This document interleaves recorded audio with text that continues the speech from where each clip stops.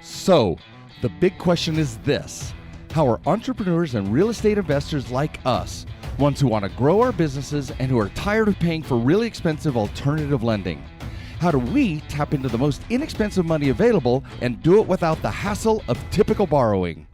That is the question, and this podcast will give you the answers. I'm Merrill Chandler, and welcome to the Are You Effable podcast. Welcome to the Are You Effable podcast. This is Merrill Chandler, your host, and in this episode, we're going to be talking about scare tactics and data breaches. Now, I thought I could address this, kind of bring things up into real time until I found one of my Facebook Lives that I did back at the Equifax data breach. And when I reviewed it, I'm like, how do you make perfection better? So we're going to when we come back from the break, we're going to drop right in to that presentation, right? It's just a few minutes long, but I literally go down what the problem is with all of the hullabaloo that is going on about that or any other data breach. Should we be scared, right? So when we get back, we're going to cover exactly that. Now, just hang tight. The sound quality is a little echoey because of where I was recording it, but we were in the middle of getting it out to our clients and to our funding hacker community as soon as we learned about the data breach. Also, if you're asking questions about why I'm literally peeling my face off, I'm on day 3 of a massive chemical peel, but I'm not going to let it stop me from beginning my episodes for this and the next couple of weeks. But when I get back, when I'm done, I'm going to be looking pretty. So, you guys, we'll see you back in just a second, and enjoy what I have to say about data breaches, because it may not be what you think it is or how bad you've been led to believe. Enjoy the episode. Hey guys, Merrill Chandler here, Credit Sense, and I wanted to address the issues that are going on with this Equifax data breach, okay? So we're going to go over kind of what some of the problems are, and then we're going to talk about a couple of solutions. So first thing is, the process of stealing someone's identity is not effortless, right? And where identity theft is the most invasive is when you actually apply for credit. Owning the data is not of paramount import. It's what they do to use it to actually apply on your behalf. So we want to keep those separated out. Just the theft of something doesn't make it harmful. It's the use of it in filing applications for lenders. Now, in order for somebody to submit an application, they need your name. Now, for those of us who are clients, if they're using if they use like your full middle name instead of your PCID name, it will trigger a yellow flag because it's different than what's on file. So we have a way of triggering yellow flags if they use some different version of your name. Second of all, if they use a different address or a different form of the address other than the perfect PCID address, we'll get another yellow flag. And remember, an accumulation of yellow flags will create a red flag and it gets thrown out. Secondly, they will use your social security number. If they're going into breach data, they're going to look for your social security number and your date of birth. They know to search for this, and they're going to look for that field if they're going to actually hack a database. Now, there's not much we can do about that because we do not, your PCID has your traditional date of birth and social security number. Now, what's most important though is in every application that they go to file, they have to put in your income. And this is where we have a chance to get it thrown out. Now, credit bureaus do not receive from creditors your income. It is illegal for them to post or keep your income as part of the credit bureau records.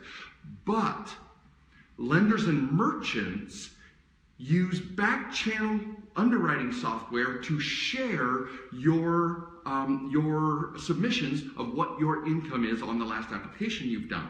And so by them sharing this information as part of their underwriting software, if if the ID thieves use a version of your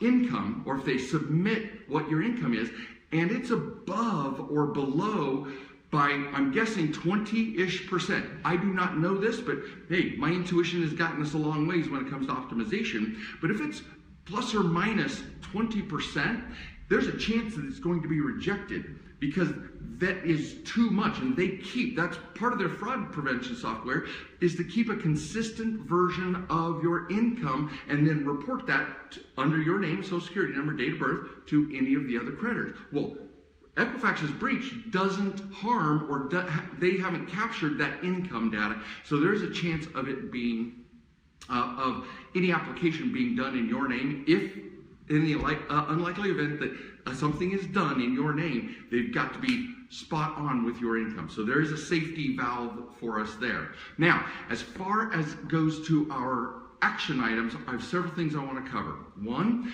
we want you to, if you believe in belts and suspenders and you just want to have extra protection, then Equifax is offering a Trusted ID Premier service for a year for free. You can use that and look for notifications. However, all of our clients, you're subscribed to myfico.com. MyFICO has way more powerful software than many that are offered out in the marketplace. Number one, the MyFICO has the opportunity to be able to see if whether or not you're on a blacklist. Now, being on a blacklist, there's literally millions and millions of people on these blacklists. So being on the blacklist does not mean that you have to, you can do something about it. What it does is it raises our awareness so that we can watch the FICO alerts more attentively. But being on a blacklist does not mean you're next in line to have your identity. It's already been stolen. It's whether or not they're going to do an application in your name. Number two, you want to watch for inquiries through the MyFICO software. Anytime you're going to get a change of address notice, you're going to watch for those. You're going to get an inquiry notice. Those are the things you want to watch for, activity that you have not done, all right? So if that occurs, if an inquiry or an address change hits your MyFICO alerts that you did not do, then you need to contact the lender or merchant immediately. Find out whether or not the account was approved, and if it was approved, then you need to have them close the account and then demand that they remove the account. Remember, it changes your average age if you have a 0-month account in your revolving accounts portfolio. Whether or not the account was removed, you need to demand that they remove the inquiry, because that's going to stay on your credit report for 24 months and count against your score for 12 months and against underwriting for 24. So we want to make sure we do that. Now, if you haven't already done so, part of your subscription to MyFICO includes a transaction service. So they'll watch and monitor transactions, so that if you run one of the credit cards or checking accounts that you've put on their system, if you've done a transaction, it'll show up on a text or an email. If you haven't done it, you can know that somebody is tapping on your checking account, your credit card, debit cards, etc. So use the transaction service that comes automatically with your MyFICO account, all right?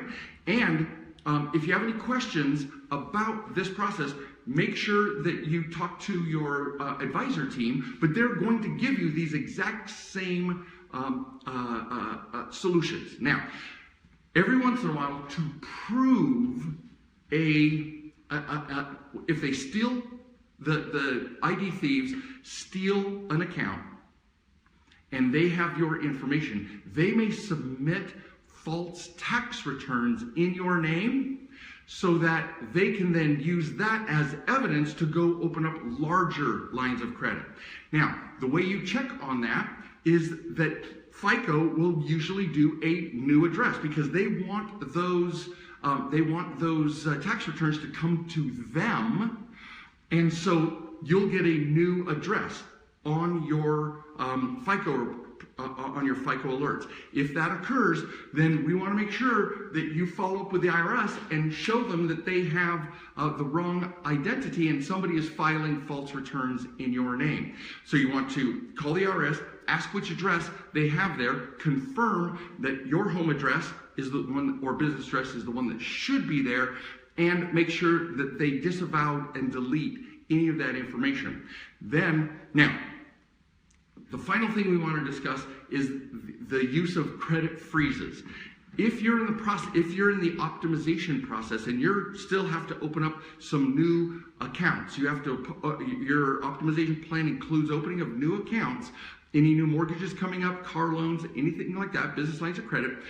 If you freeze your account, then you have to manually approve every single one of these credit transactions. Now, if you're mostly done or partially done and there's not much left to open, you're just optimizing, then when you put a freeze on it, it's going to take your credit profiles off of my FICO's 3-bureau report automatically. It will, as many of you have learned, a credit freeze goes on there and it does not, the credit bureaus no longer give the data to my FICO to give us our quarterly updates. So there is a risk there. Talk to your credit advisors to make sure what is best for you given your particular state.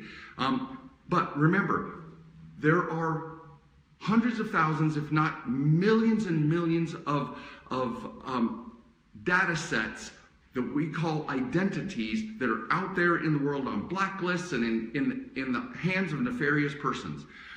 They cannot do identity theft on even a small percentage of them because of the amount of work that it takes to create this and the fraud prevention software that is done on the underwriting side as well as the credit bureau side. So I'm not trying to minimize the threat. I am trying to be realistic about the likelihood of it occurring. If it occurs, I've given you some great points here, and we'll be sending out an email to all of our clients that on Monday that captures this, but we want to get this out as soon as we possibly could. Again, I'm Merrill Chandler, Chief Strategist and CEO of CreditSense, and I want you guys to protect yourself as much as possible. Hope you have a spectacular weekend, and enjoy. Hey guys, thank you for listening to Are You Effable?